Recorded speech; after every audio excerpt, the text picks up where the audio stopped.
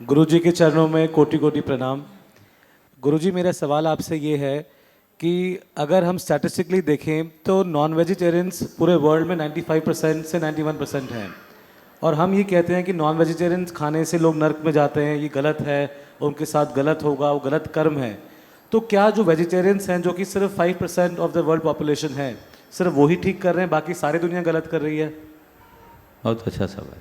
देखो, आपका ये कहना कि दुनिया में ज़्यादातर लोग पाप कर रहे हैं, दूसरे शब्दों में मैं बोल रहा हूँ, और हम थोड़े लोग धर्म करते हैं,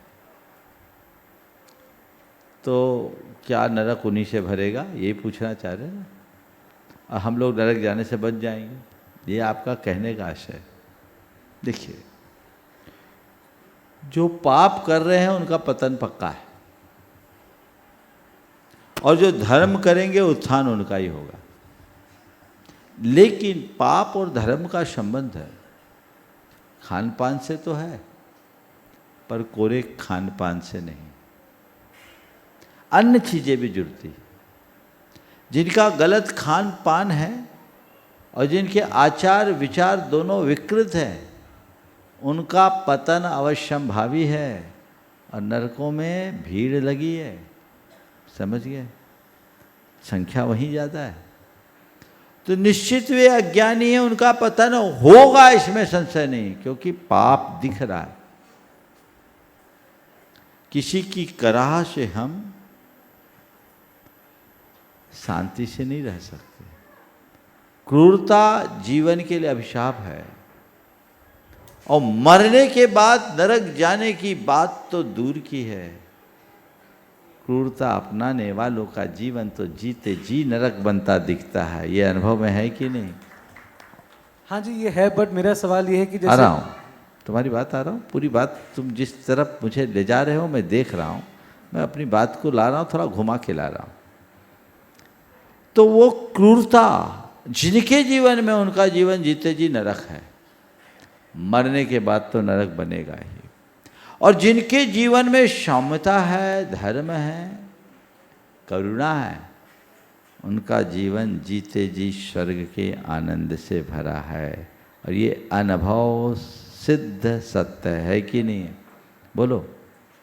अब रहा सवाल, बहुत सारे ऐसे लोग हैं जो तुम शायद कहना चाह रहे होगे कि खाते भले नॉन वेज है, पर विचार बहुत अच्छे हैं, बड़े हम्बल है, ह्यूमैनिटी को बहुत महत्व देते हैं, तो हमसे अच्छे हैं। कई ऐसे भी हैं जो बहुत छोटी छोटी बातों में चिड़चिड़ा जाते हैं, बहुत राग द्वेष करते हैं। ठीक है, ऊपरी तौर पर देखने में लगता है कि वो एक चीज़ को छोड़कर हमसे अच्छे, ठीक है ना? लेकिन उनका वो एक कृत्य उनके सारे गुणों पर पानी फेर रहा है। उनके अंदर जो मानवता है वो केवल मनुष्य तक सीमित है, पर प्राण तो हर प्राणी के अंदर है। यदि उनके हृदय में सच्ची करुणा होती तो हर प्राणी के प्रति संवेदना होती। तो जिसके हृदय में संवेदना नहीं, उसका उत्थान नहीं हो सकता।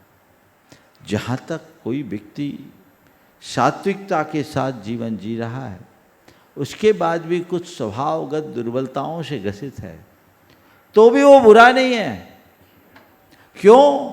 वो उसकी दुर्बलता है, दोष नहीं। क्रूरता दोष है और चिड़चिड़ाहट दुर्बलता। ये गुस्सा करेगा पर गला नहीं घोटेगा, और सामने वाला गुस्सा करना तो दूर है, जब गुस्सा अगर चढ़ गया तो आदमी का गला मरोड़ने में एक पल नहीं लगेगा, क्योंकि उसकी संवेदना मोथली है। तो सवाल संवेदना आपका कैसी है? तो जो गलत कार्य करते हैं उनकी दुर्गति पक्की है। हाँ, ये कह दे कि हम तो शाकाहारी हैं, हमारा नरक तो होगा ही नहीं। शाकाहारी नरक नहीं जाते, लेकिन केवल खाने में शाकाहारी बनना मात्र पर्याप्त नहीं है। तुम्हारे अंदर परिग्रह की लालसा कैसी है, तुम्हारा लोभ लालच कैसा है, तुम्हारी सोच की परिणति कैसी है, ये भी देखना है। यदि तुम्हारे जीवन में अनैतिकता और अनियमितता है तो हो सकता है जैनी होने के बाद भी नरक चले जाओ। तो अपने अंदर सात्विकता को विकसित करना चाहिए, आचार में, विचार में, व्यवहार में। जो गलत कर रहे हैं वो अज्ञान से कर रहे हैं, उसका परिणाम तो उनको भोगना ही पड़ेगा। वो नहीं जानते किसी प्राणी का वध कितना बड़ा पाप है। अगर वो जानते होते तो ऐसा नहीं करते। इस अर्थ में अपने आप को भाग्यशाली मानो कि जन्म से ऐसे संस्कार मिल गए कि उस तरफ सोच ही नहीं जाती। परम पुण्य मानना अपना कि ऐसे कुल में जन्म लिए जहाँ पीढ़ियों से अहिंसा के संस्कार। मैंने 2 दिन पहले कहा था कि अगर जैनियों का डीएनए चेक किया जाए तो उसके डीएनए में अहिंसा मिलेगा, क्योंकि हमारे खानदान में पीढ़ियों का इतिहास है। तो हमें उसका आचरण करना चाहिए, तदनुरूप जीवन।